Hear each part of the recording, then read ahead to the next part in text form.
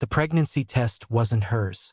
Sarah stood in her bedroom, hand trembling as she held the small plastic stick with 2 pink lines. Below the result, scrawled in her 8-year-old son's uneven handwriting, were words that made her blood run cold. So happy. I'm going to be a big brother. I love Teacher Marianne the most.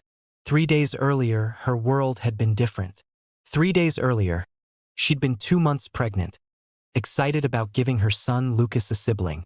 3 days earlier, she hadn't known that her husband Daniel was having an affair with their son's kindergarten teacher. But that was before the fire. Before everything fell apart in the most horrifying way possible. It happened during the school's annual spring festival.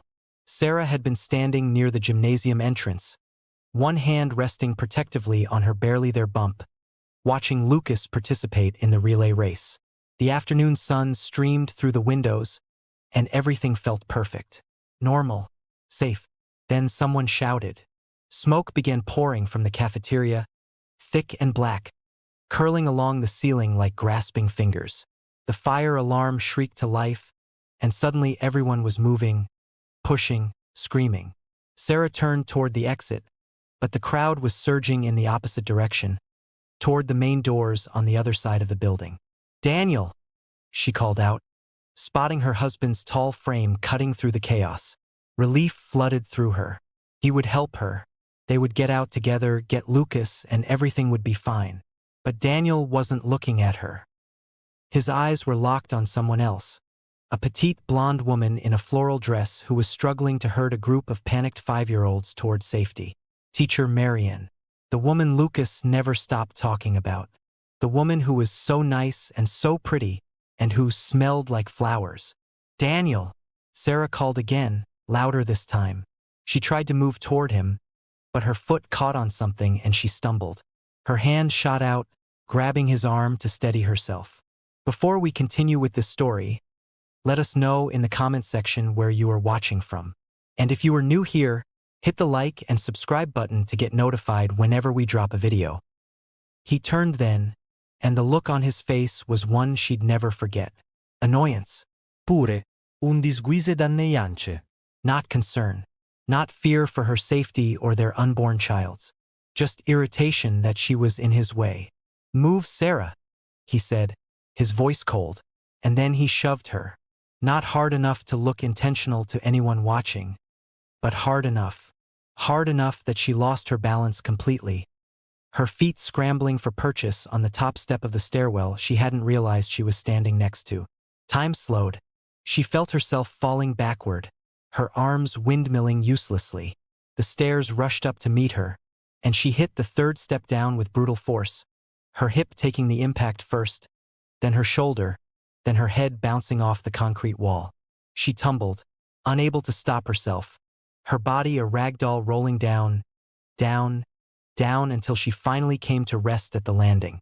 Pain exploded in her lower abdomen, sharp and terrible. Something wet and warm spread between her legs, soaking through her jeans. She tried to scream, but no sound came out. Her vision blurred, dark spots dancing at the edges. Through the haze she saw Lucas. Her beautiful boy was running past with his class, Teacher Marianne's hand protectively on his shoulder, guiding him toward the exit. Sarah reached out, desperate, needing her son, needing someone to help her. But Lucas barely glanced at her. Instead, he stepped around her outstretched hand like she was an inconvenient obstacle. Then he shoved her arm away, his little face twisted in annoyance that mirrored his father's expression so perfectly it made her heart break. "Ugh, you're everywhere, Mom," he said, his voice carrying that whiny tone he used when she asked him to clean his room. So annoying. Then he was gone, following his precious teacher Marianne into the sunlight and safety, leaving his mother bleeding on the cold concrete floor. Sarah didn't remember much after that. There were flashing lights, urgent voices, hands lifting her onto a stretcher. Someone kept asking her questions she couldn't answer. The inside of the ambulance was blindingly white, and a paramedic with kind eyes kept telling her to stay awake, to keep breathing, that everything would be okay. But everything wasn't okay. By the time they reached the hospital, The cramping had intensified to waves of agony that left her gasping. A doctor with gray hair and a gentle voice confirmed what she already knew in her heart. "I'm so sorry, Mrs. Chun. We couldn't save the pregnancy. The trauma from the fall caused a miscarriage. We'll need to perform a procedure to ensure everything is cleared out properly." Sarah nodded numbly. She didn't cry. She couldn't. The grief was too big, too overwhelming to process. It sat in her chest like a stone, heavy and cold. Daniel arrived at the hospital 3 hours later, still smelling like smoke. He stood at the foot of her bed, his face carefully arranged into an expression of concern that didn't quite reach his eyes. "How are you feeling?" he asked. "I lost the baby," Sarah said flatly. "Our baby is dead." Something flickered across his face. Relief? No, that couldn't be right. She must be imagining things, her mind still foggy from the pain medication. "I'm sorry," he said, but the words were hollow, automatic. "The doctors said you'll be okay though. That's what matters." "You pushed me," Sarah whispered. "On the stairs. You pushed me." Daniel's expression hardened. "Don't be ridiculous. It was chaos. Everyone was pushing. You lost your balance. I tried to grab you, but I missed. Don't start making up stories because you're upset." He said it so confidently, so matter-of-factly, that for a moment Sarah doubted herself. Had she imagined the look on his face? The deliberate force of his hands on her shoulders? Maybe she really had just stumbled in the panic. But then she remembered Lucas, the way he'd shoved her aside like she was garbage, the casual cruelty in his young voice. Children learned that behavior from somewhere. "Where is Lucas?" she asked. "With Marianne. She offered to watch him for a few hours while I came to check on you. She's such a sweet woman. Really went above and beyond today. She even drove him to her place so he wouldn't have to stay at the school. Teacher Marianne's place. The woman had her son at her apartment right now." The thought made Sarah's skin crawl, though she couldn't articulate why. "I want him here," Sarah said. "I want to see my son." "He's fine, Sarah. Let him stay where he is. He's already been through a traumatic experience with the fire. He doesn't need to see his mother like this, all pale and weak in a hospital bed. It'll just upset him more." Daniel left 20 minutes later, claiming he needed to check on Lucas. Sarah watched him go, noticing for the first time how eager he seemed to leave, how his fingers drummed against his thigh impatiently while she tried to talk to him about what happened, how he kept checking his phone. She spent that night alone in the hospital, the empty ache in her abdomen matched by the empty ache in her heart. The nurses were kind, bringing her ice chips and adjusting her pillows, but nothing could touch the cold grief settling into her bones. They released her the next afternoon with a stack of papers about physical recovery and a card for a grief counselor. Daniel picked her up, Lucas in the back seat playing on a tablet, completely absorbed in his game.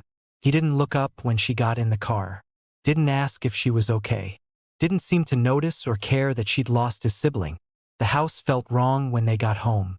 Too quiet, too normal, like the world should have changed somehow to reflect the catastrophe that had occurred. But instead everything was exactly as she'd left it. The breakfast dishes were still in the sink. Lucas's backpack was still by the door. The ultrasound picture from her 8-week appointment was still stuck to the refrigerator with a magnet shaped like a strawberry. Sarah walked through the rooms like a ghost, touching things but not really seeing them. Daniel disappeared into his office, claiming he had work emails to catch up on. Lucas went straight to his room without being asked, which was unusual. Normally he'd be begging for screen time or snacks. That's when Sarah decided to clean. She needed to do something, anything, to stop thinking about the baby she'd lost. She started in the living room, picking up toys and books, then moved to the hallway, then finally to Lucas's room. He was at a friend's house now, a playdate Daniel had arranged without consulting her. The room was a typical disaster zone of action figures and scattered crayons. She bent to pick up a crumpled piece of paper near his desk and smoothed it out absently. It was a drawing. Stick figures labeled, Dad, Teacher Marianne, me, and a tiny figure with a circle around it labeled, New Baby. They were all holding hands, smiling. There was no figure labeled Mom. Sarah's hands began to shake.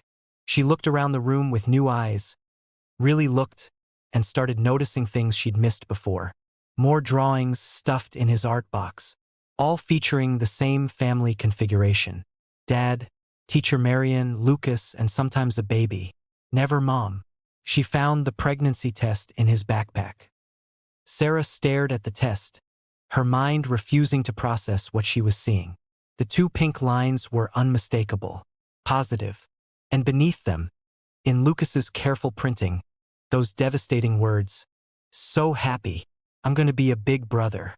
I love Teacher Marion the most." Her legs gave out. She sank onto Lucas's bed, clutching the test so hard the plastic dug into her palm. How long had this been going on?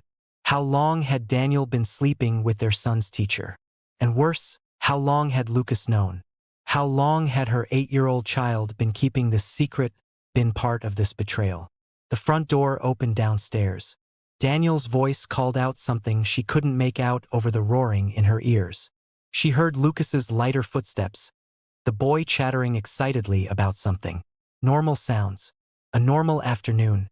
Except nothing was normal. Nothing had been normal for God knew how long, and she'd been too blind to see it. Sarah stood, the test still gripped in her hand, and walked downstairs. Her movements felt mechanical, disconnected. She found them in the kitchen. Daniel was pulling groceries from a bag while Lucas munched on an apple, swinging his legs from where he sat on the counter, something she usually told him not to do.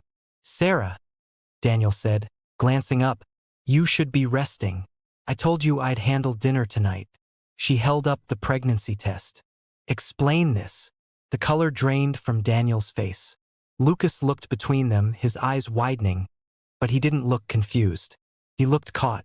He knew exactly what that test was and what it meant. "Where did you find that?" Daniel asked carefully. "In our son's backpack, with a note he wrote about becoming a big brother, about how much he loves Teacher Marion." Sarah's voice was eerily calm. She felt like she was watching this scene happen to someone else. "So I'll ask again. Explain this." "Lucas, go to your room," Daniel said. "But Dad." "Now." Lucas scrambled off the counter and ran upstairs, but Sarah knew he'd be listening from the top of the stairs. He always did when they fought. Daniel ran a hand through his hair, and for a moment he actually looked ashamed. "It's not what you think." "Really?" "Because what I think is that you've been having an affair with our son's kindergarten teacher, that she's pregnant, that our son somehow knows about it and is excited about it, that you pushed me down the stairs during the fire because I was in your way when you were trying to save her, that I lost our baby because you cared more about your mistress than your wife." Her voice was rising now, the calm cracking. "So please, Daniel, tell me what it actually is, because I'm dying to know what possible explanation makes any of this okay." "Keep your voice down," he hissed, glancing toward the stairs. "You don't understand the situation. Then help me understand." He was quiet for a long moment, his jaw working like he was chewing over his words. Finally, he sighed. "Marion and I have been seeing each other for 6 months. It wasn't planned. It just happened. We connected at the parent-teacher conference last fall, and things developed from there. 6 months. Half a year of lies. Half a year of him coming home and kissing her hello, making love to her, talking about their future, all while he was building a separate life with another woman." "And the baby?" Sarah asked. "She's 3 months along. She told me a few weeks ago." A few weeks ago. Right around the time Sarah had told him about her own pregnancy. She'd been so happy that day, practically glowing when she showed him the positive test. He'd smiled and hugged her and said all the right things. And all the while, he'd known that another woman was carrying his child too. "Did you push me on purpose?" The question came out as a whisper. "During the fire. Did you mean to do it?" Daniel's silence was answer enough. "Oh my God," Sarah breathed. "You tried to kill me. You tried to kill our baby." "Don't be dramatic," he snapped. "I didn't try to kill anyone. I panicked. Okay? I saw Marion struggling with the kids, and I knew I needed to get to her, to protect her and the baby she's carrying, and you were in the way, grabbing at me, and I just reacted. I didn't think you'd fall down the stairs. I didn't know you'd get hurt that badly.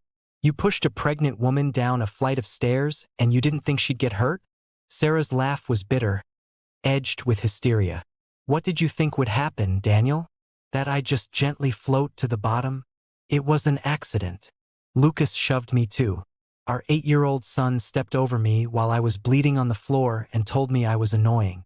Did you teach him that? Did you tell him I was in the way? Did you turn my own child against me? Guilt flashed across Daniel's face, and Sarah knew she'd hit the mark. We didn't mean for him to find out, Daniel said quietly. But he came home early from school one day a few months ago. He saw Marianne and me together in the car. We had to explain. We told him that sometimes adults develop special friendships, and that teacher Marianne made Dad very happy, and that he needed to keep it a secret for now because it was complicated. You told our son to lie to me. We told him to be discreet until we figured things out. And when exactly were you planning to figure things out? Sarah demanded. Before or after I gave birth to your child? Or were you hoping the stairs would solve that problem for you? That's not fair. Fair? You want to talk about fair? Sarah was shaking now, rage and grief and shock coursing through her in waves. I lost my baby 3 days ago. Our baby died because you pushed me, because you chose her over me, over us. And you've been lying to me for 6 months. You've turned my son against me. You've been planning a whole new family while still living in this house. Sleeping in my bed, pretending everything was fine. Don't you dare talk to me about fair. I never meant to hurt you, Daniel said, but his voice lacked conviction. He sounded tired, bored even, like this confrontation was an inconvenience rather than the destruction of their marriage. When were you going to tell me? Or were you just going to wait until Marianne's belly got too big to hide, and then present me with the fait accompli? I was going to tell you after the school year ended. I was going to ask for a divorce so Marianne and I could be together properly. The baby wasn't planned, but it changed the timeline. We want to be a family. Me, Marianne, Lucas, and the baby. Lucas. Sarah's heart cracked further. You were going to take my son. He wants to be with us. You've seen how much he loves Marianne. She's good with him, Sarah. She understands him in ways you don't. She's patient and creative, and she doesn't nag him constantly about homework and chores. I'm his mother, and you'll still be his mother. We're not trying to cut you out. We can do joint custody every other weekend, whatever the lawyers say is fair. Every other weekend. He was planning to reduce her to a part-time parent, someone Lucas visited out of obligation. The realization was crushing. Does she know what you did? Sarah asked. Does teacher Marianne know that you pushed me down the stairs? That you killed your own child to protect hers? I told you it was an accident. And yes, she knows what happened. She feels terrible about it. She's not a monster. But she's fine with stealing someone's husband? With breaking up a family? With letting a child lie to his mother for months? Daniel's expression hardened. You want to know the truth, Sarah? This marriage has been dead for years. We've been going through the motions, staying together for Lucas, but there's nothing left between us. No spark, no pasión. When I'm with Marianne, I feel alive again. She makes me laugh. She's interested in my day. She doesn't just see me as a paycheck or a co-parent. I lost a baby 3 days ago, Sarah said, her voice breaking. 3 days ago, and you're standing here telling me about your feelings for another woman. About how alive she makes you feel. I almost died on those stairs, Daniel. I bled on the floor while our son stepped over me like trash. And you're worried about passion. I didn't say the timing was ideal. The timing wasn't ideal. That's what he was calling this. Not a tragedy. Not a betrayal. Not the calculated destruction of their family. The timing wasn't ideal. Something inside Sarah shut down. The grief, the anger, the desperate need to make him understand. It all evaporated, replaced by a cold clarity. This man didn't love her. Maybe he never had. And she couldn't stay here, in this house, in this life, pretending that any of this was salvageable. I want you out, she said. What? Out of this house. Tonight. Pack a bag and go stay with your girlfriend. I don't care where you go, but you're not sleeping under this roof. Sarah, be reasonable. This is my house too. We need to discuss this like adults. Figure out the logistics. The logistics? Her voice was ice. Fine. Let's discuss logistics. I have texts from you from this morning asking how I was feeling. I have hospital records showing I miscarried after a fall during the school fire. I have witnesses who can confirm you were near me when I fell. Daniel's face paled. You wouldn't. Wouldn't I? You pushed a pregnant woman down the stairs, Daniel. Whether it was intentional or not, you put your hands on me and I fell. Our baby died. Do you really want to test how that would play out in court? In the custody hearing you're so confident about? It was an accident, he repeated, but his voice wavered. Everyone was panicking. It was chaos. Then you have nothing to worry about. Pack your bags. They stood there, locked in a silent battle of wills. Finally, Daniel looked away first. Fine. I'll stay at a hotel tonight. But this isn't over, Sarah. We have a lot to discuss, and you can't just throw me out of my own home permanently. Watch me. He left the kitchen, his footsteps heavy on the stairs. Sarah stood frozen, listening to him move around their bedroom, opening drawers and closets. She heard Lucas's door open, Daniel's murmured voice, then Lucas crying. The sound of her son's tears nearly broke her resolve, but she forced herself to stay still, to not run up there and try to comfort him. Lucas had made his choice. He'd chosen teacher Marianne over her. He'd shoved her aside when she was hurt and bleeding. He was Daniel's son through and through. 20 minutes later, Daniel came back down with a duffel bag. He paused at the door. I'll call you tomorrow. We need to talk about this rationally. Sarah didn't respond. She stood in the kitchen until she heard his car pull out of the driveway. Then she sank into a chair and finally let herself cry. Great heaving sobs that tore from her chest. Months of unhappiness and confusion, and now this devastating betrayal all pouring out at once. She cried for the baby she'd lost, for the marriage that had been a lie, for the son who looked at her with contempt, for the life she'd thought she had that had never really existed at all. When the tears finally stopped, she felt hollowed out, empty, but also strangely clear-headed. She walked through the house, really seeing it for the first time in months. The photos on the wall showed a happy family, but she could see the cracks now. The way Daniel leaned away from her in pictures from the last year. The way Lucas had started avoiding her touch. The signs had been there. She just hadn't wanted to see them. In their bedroom, she found more evidence. Receipts tucked in Daniel's sock drawer for restaurants they'd never been to together. Hotel charges on credit card statements she'd never questioned because she trusted him. Text messages on an old phone he'd thought he'd hidden well enough, full of loving words he'd never said to her. Plans for a future that didn't include her. She gathered it all methodically, photographing everything with her phone. If Daniel wanted to play games with custody and divorce, she'd be ready. Then she went into Lucas's room. He was curled up on his bed, still crying, though quieter now. He looked up when she entered, his face blotchy and red. Dad said you're making him leave, he accused. He said you're being mean. Did he tell you why? Lucas's mouth set in a stubborn line. Because you're always nagging and making everyone unhappy. Teacher Marianne is nice. She doesn't yell. I see. And did Dad tell you about the baby I was pregnant with?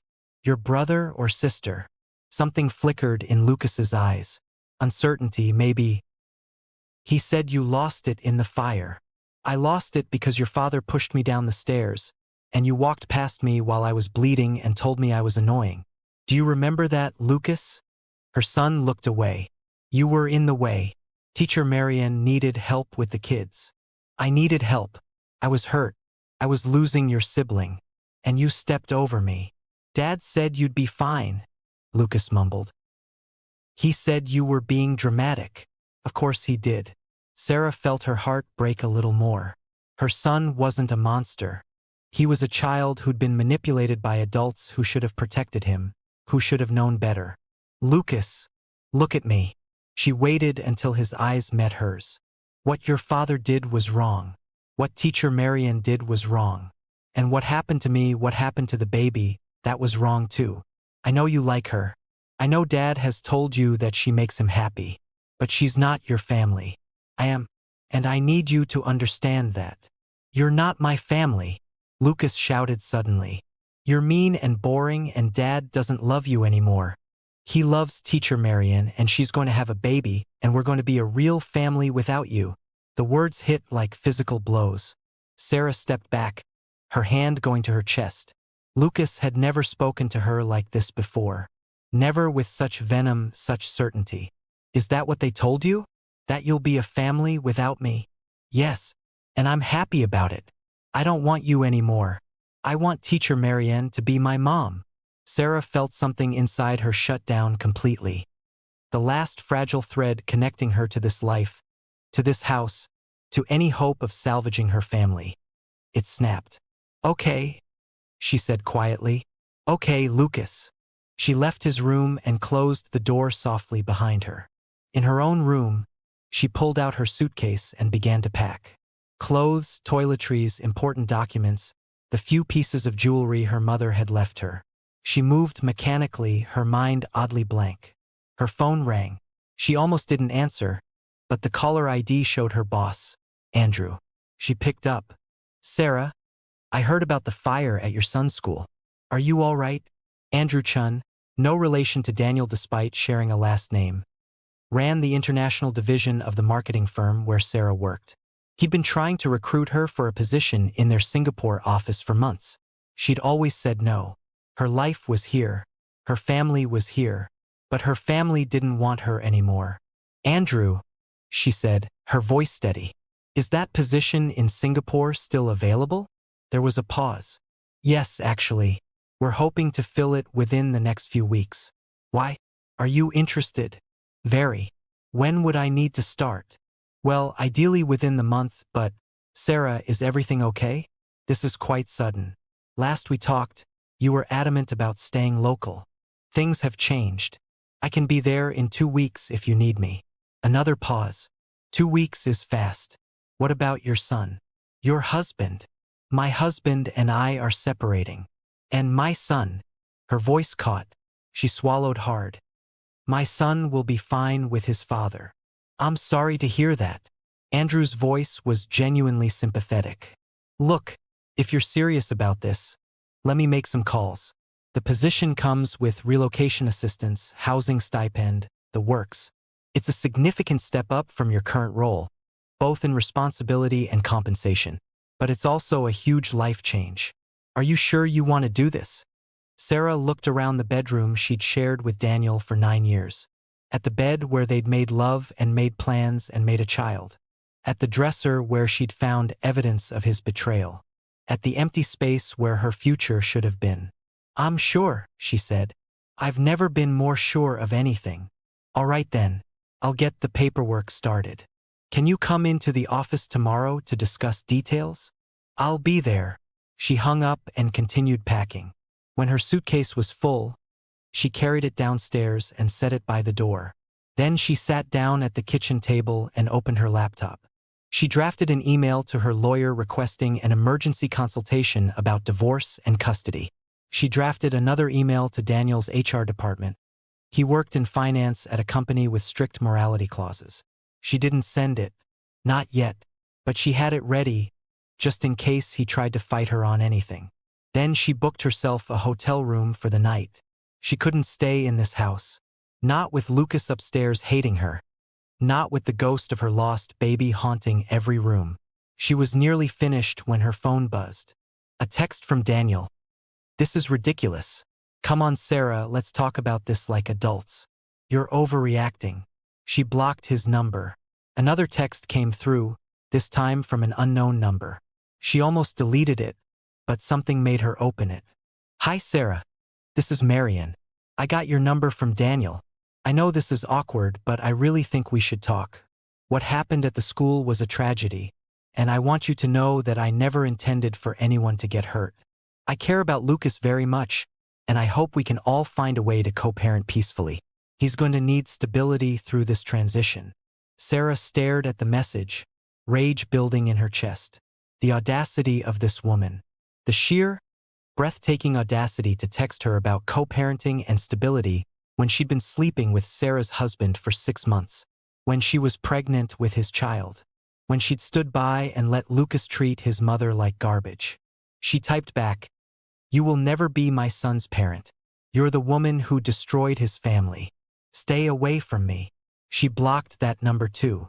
The house was silent except for the ticking of the clock on the wall. Sarah grabbed her suitcase and walked out the door without looking back. She didn't leave a note, didn't tell Lucas where she was going. He'd made it clear he didn't want her anymore, and she was done begging for scraps of affection from people who saw her as an obstacle to their happiness. The hotel room was generic and sterile, but it felt safer than her own home had in months. She ordered room service she didn't eat and took a shower so hot it left her skin red. Then she climbed into the unfamiliar bed and waited for sleep that wouldn't come. Her phone buzzed repeatedly throughout the night. Daniel calling from different numbers when he realized she'd blocked him. Lucas calling too, his name appearing on her screen over and over.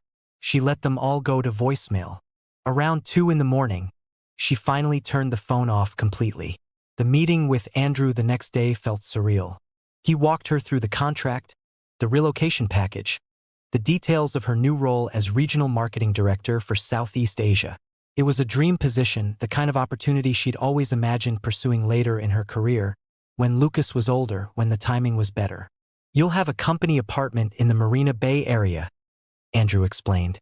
3 bedrooms in case you want space for your son to visit. Full relocation support. Language tutors if you want to learn Mandarin or Malay. The team out there is excellent. I think you'll fit in well. "When do you need me to start?" Sarah asked. "We were hoping for 4 weeks, to give you time to settle your affairs here. But if you can manage 2 weeks, that would be even better. We have a major client pitch at the end of the month." "I can do 2 weeks." Andrew studied her for a moment. "Sarah, I have to ask, are you running away from something or running toward something? Because this job is going to be demanding.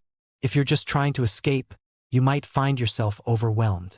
It was a fair question. Sarah considered it carefully. "Both," she finally said. "I'm running from a marriage that was built on lies and a son who's been taught to hate me. But I'm also running toward something I should have done years ago. I've been playing it safe, staying small, making myself convenient for other people. This is me choosing myself for once." Andrew nodded slowly. "All right then. Welcome to the team. Let's make this happen." The next 2 weeks passed in a blur.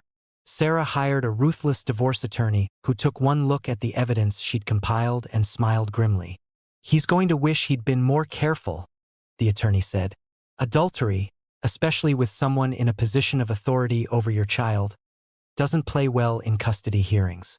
And the incident at the school, even if we can't prove intent, shows extremely poor judgment." "I don't want to destroy him," Sarah said. "I just want out.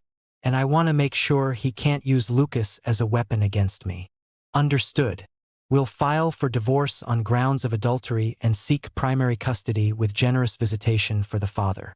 Given that you're relocating for work, we can propose a schedule where Lucas stays with you during summers and extended holidays. If your husband fights it, we have plenty of ammunition." Daniel did fight it.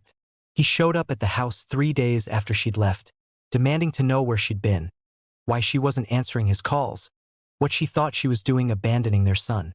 Abandoning? Sarah had returned to pack more of her belongings. She laughed bitterly. "That's rich coming from the man who's been building a replacement family behind my back." "Lucas needs you," Daniel said.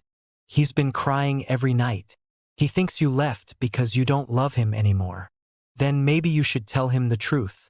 That I left because his father is a liar and a cheat who pushed me down the stairs and killed our baby. That his precious teacher Marianne is a homewrecker who pursued a married man. That the family he thinks he's gaining comes at the cost of destroying the one he already had." "You're being vindictive." "I'm being honest. Something you've clearly forgotten how to do." Sarah zipped her suitcase. "You'll be served with divorce papers next week. My attorney will be in touch about custody arrangements. You can't take my son away from me. I'm not taking him away. I'm giving you exactly what you wanted. You can play house with Marianne and raise both your children together. Lucas will come visit me during school breaks, and the rest of the time he's all yours. You should be thrilled. But Daniel didn't look thrilled. He looked panicked. What am I supposed to do with him full-time? I work 60 hours a week. I can't just drop everything to take care of a kid. You should have thought of that before you decided to blow up our family. Figure it out, Daniel. You wanted this new life so badly. Now you get to live it. She brushed past him and loaded her suitcase into her car. He followed her out, still arguing, but she tuned him out. Nothing he said mattered anymore. The hardest part was telling Lucas. She went to his school one afternoon and checked him out early, taking him to the park where they used to feed the ducks when he was little. He sat beside her on the bench, sullen and silent. I'm moving to Singapore, Sarah said. For work. I'll be leaving in a week. Lucas's head snapped up. You're leaving? You're leaving me? You told me you didn't want me anymore. You said Teacher Marianne was going to be your new mom. So I'm giving you what you asked for. But I didn't mean forever. Tears filled his eyes. I was just mad. You can't leave. Lucas, I love you. I will always love you. But I can't stay here and watch you choose her over me every single day. It hurts too much. So I'm gonna go somewhere new and build a new life. And you can come visit me when you want to. If you want to. I don't want you to go. He sobbed, throwing himself at her. I'm sorry, Mom. I'm sorry I was mean. I'm sorry I said those things. Please don't leave me. Sarah held him while he cried, her own tears falling into his hair. This was the boy she'd raised, the sweet child underneath all the poison his father had fed him. But it was too late. The damage was done, and she couldn't stay and slowly die in a place where she wasn't wanted. I have to go, baby, but you can call me anytime, and you'll come stay with me for the whole summer. We'll explore Singapore together, okay? It'll be an adventure. I don't want an adventure, Lucas cried. I want you to stay. Sometimes we don't get what we want, Sarah said softly. Sometimes life changes, and we have to change with it. You're going to be okay. You have Dad, and you'll have the new baby to play with. You'll barely even notice I'm gone. But Lucas clung to her like he was drowning, and Sarah had to gently pry his fingers loose when it was time to take him back to school. She watched him walk into the building, his small shoulders shaking with sobs, and she nearly broke. Nearly ran after him and said she'd changed her mind. She'd stay. They'd figure it out somehow. But then she thought of Daniel's face when he pushed her, of the baby she'd lost, of the months of lies and the future they'd planned without her. She thought of spending the rest of her life in that house, in that town, running into Marianne at the grocery store, watching her grow round with Daniel's child while Sarah's arms stayed empty. No, she couldn't do it. She wouldn't. The flight to Singapore was on a Tuesday. Sarah boarded with a single suitcase and a carry-on. Everything else shipped ahead or sold or left behind. She'd said goodbye to her parents, who were heartbroken but supportive. Her mother had held her tight and whispered, "You're doing the right thing. You deserve to be happy." Did she deserve happiness? Sarah wasn't sure, but she deserved more than she'd been getting. That much she knew. The apartment in Singapore was beautiful, modern and bright with floor-to-ceiling windows overlooking the marina. Sarah stood on the balcony her first night, watching the lights dance on the water, and felt something unfamiliar stir in her chest. Not happiness, not yet, but possibility. The sense that her life wasn't over, that this ending might also be a beginning. Her phone rang. She almost didn't answer, but it was Lucas. She picked up. "Mom." His voice was small. "Did you make it okay?" "I did, sweetheart. I'm here safe. Is it nice there?" "It's different. But yeah, it's nice. There's a pool in the building and parks nearby. You'll like it when you visit." "When can I come?" "Summer break. Just a few more months." There was a long pause. Then, "I miss you, Mom." Sarah closed her eyes. "I miss you too, baby. I'm sorry about what I said, about not wanting you. I didn't mean it. I know. Dad and Teacher Marianne got married last week. At the courthouse. I was the witness. Last week. The divorce wasn't even final yet. Sarah felt a flare of anger, then let it go. It didn't matter. They could have each other. How do you feel about that? She asked. I don't know. It's weird. She's trying really hard to be nice, but it's not the same. She's not you. She'll never be me. But maybe she can be something else for you. Someone who cares about you in her own way. I guess. Another pause. Mom? The baby was born yesterday. A girl. They named her Emma. Sarah's breath caught. The baby that had been conceived around the same time as hers. The baby that had lived while hers had died. That's good, Lucas. I hope she's healthy. She is. She's really small though. And she cries a lot. Lucas sounded uncertain. Dad keeps saying I need to be quiet because the baby needs to sleep. And Marion is tired all the time. They don't really have time for me anymore. So it was already starting. The reality of their choices catching up to them. Sarah felt a grim satisfaction, then immediately felt guilty for it. None of this was the baby's fault. That's normal with newborns, she said. It'll get easier. When I come visit, will you have time for me? Or will you be too busy with work? I will always have time for you, Lucas. Always. That's a promise. She heard him sigh, a sound of relief. They talked for a few more minutes about nothing important, and when they hung up, Sarah felt lighter somehow. The cord between them hadn't been severed completely. It was stretched thin across thousands of miles, but it was still there. The next morning, Sarah woke up early and went for a run along the waterfront. Then she showered, dressed in her best suit, and headed to the office for her first official day. Her team greeted her warmly, eager and professional. The work was challenging, demanding every bit of her attention and skill. She threw herself into it gratefully. During the day, she was Regional Marketing Director Sarah Chun, competent and focused and building something new.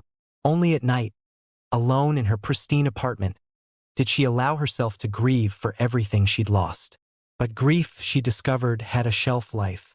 Slowly, week by week, the pain dulled. She made friends with her colleagues, explored the city, took up yoga, started sleeping through the night again.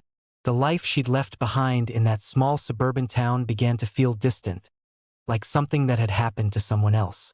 3 months into her new role, Sarah met James at a work conference. He was British, funny, kind, and had no interest in playing games. Their first date was coffee that turned into dinner that turned into walking along the marina until midnight. Their second date was the next night. By the end of the month, they were inseparable. You seem like someone with a story, James said one evening as they sat on her balcony. Something happened to you, something that brought you here. Sarah told him everything. The fire, the fall, the baby she'd lost, the husband who'd betrayed her, the son who'd chosen someone else. She waited for him to pull away, to decide she had too much baggage. Instead, he took her hand. He was an idiot, James said simply. And one day, your son is going to realize what he lost. But in the meantime, you've built something incredible here. You should be proud of yourself. Sarah realized she was proud of herself for leaving, for choosing her own happiness over familiar misery, for starting over when it would have been easier to stay small and broken. Lucas came to visit that summer as promised.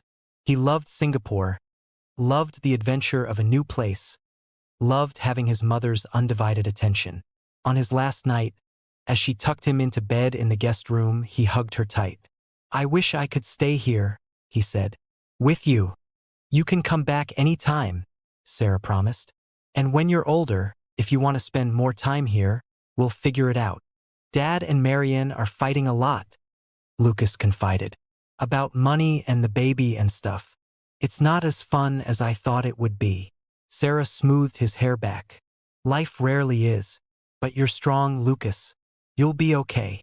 Will you be okay too? She smiled. Yeah, baby. I really think I will. And watching him fall asleep, safe and loved in her home on the other side of the world, Sarah knew it was true. She'd lost so much. Her marriage, her baby, the life she'd planned. But she'd gained something too. Herself. Her strength. Her future. Finally, she'd left. and now, at last, she was free. If this story resonated with you, please hit that like button and subscribe to Urban Folks TV channel for more powerful stories about resilience and new beginnings. Share your thoughts in the comments below. Have you ever had to choose yourself over everything else? We'd love to hear your story. Thanks for watching, and remember, sometimes leaving is the bravest thing you can do.